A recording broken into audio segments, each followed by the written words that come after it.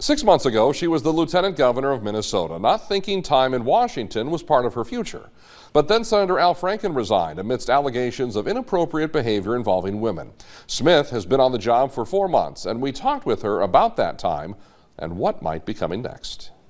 Minnesota Senator Tina Smith was sworn into office in early January with former Senator and Vice President Walter Mondale by her side.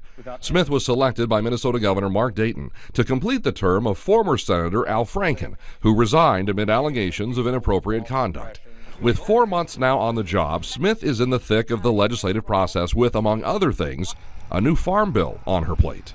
Well, Southwest Minnesota and all of Minnesota, our economy, the foundation for our economy is agriculture, whether it's corn or soybeans or pork producers, and it's a huge part of our economy. Smith tells us any farm bill must strengthen small family farmers by giving them a program that allows them to better weather the effects of any storm, both literal weather disasters and the figurative pitfalls that can derail a family operation.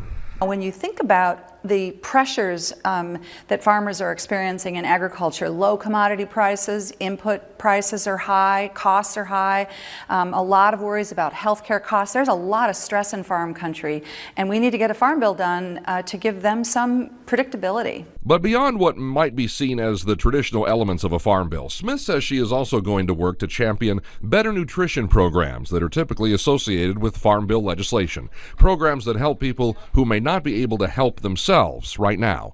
But Smith then says there is a third component she is trying to work into this new farm bill.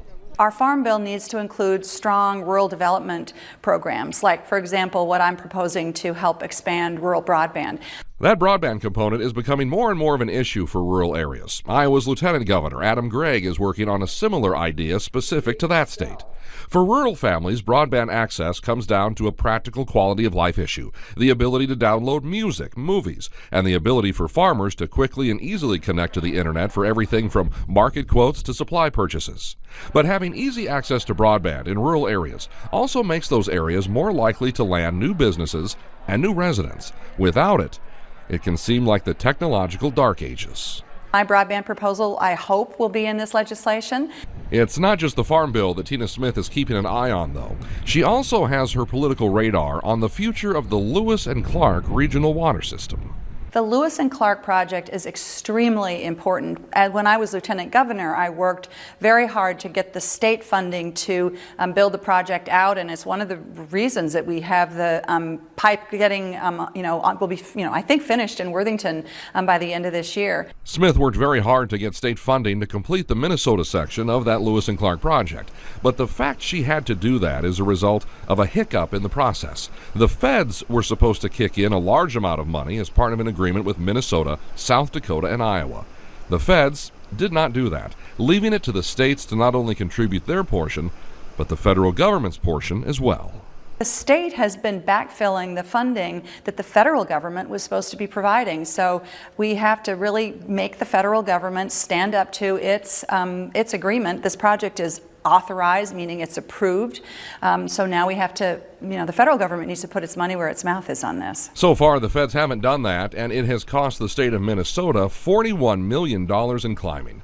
Smith says rather than get into a political staring match about it, Minnesota decided to provide the funding to jumpstart not only the flow of water, but what will hopefully be an eventual flow of money into southwest Minnesota as well. This is such an important economic development tool for southern and southwestern Minnesota. It is, not having access to water means that businesses can't grow and communities can't grow, and it's really needed. And Senator Smith is running for election to keep the seat she currently holds. Financial records show that for the first quarter of this year, she raised just under $2 million for her campaign.